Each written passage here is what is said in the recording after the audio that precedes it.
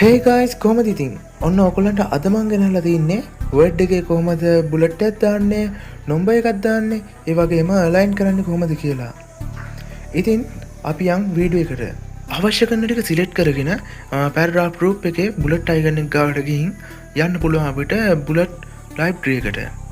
එතන අවශ්‍ය කරන බුලට් එක තියෙනවා නම් සිලෙක්ට් කරගන්න පුළුවන්.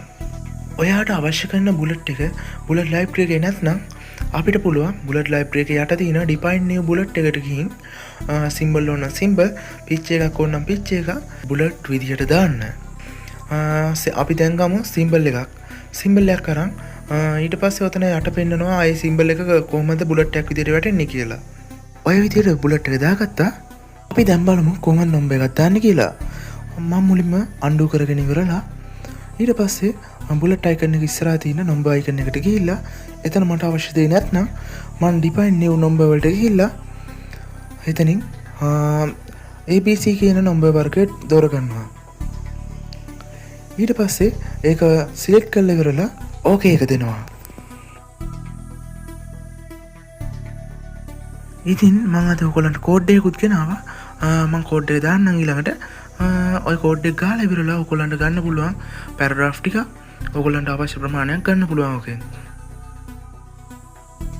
ඉතින් අපිට පුළුවන් පැරාග්‍රාෆ් ටික අරගෙන ඉවරලා ලයින් වර්ග 4ක් විතර තියෙනවා.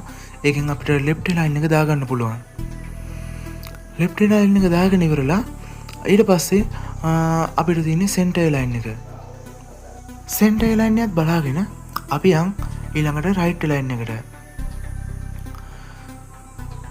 රයිට් ලයින් එකෙන් පස්සේ අපිට තියෙන්නේ ජස්ටිෆයි. ජස්ටිෆයි එකේ කොටස් වර්ග 4ක් විතර තියෙනවා.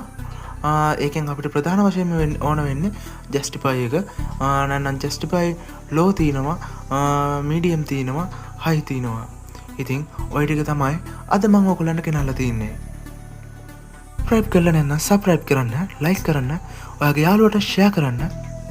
එහෙනම් හෙට හවස් 5ට අපි ආයෙත් හමු වෙමු.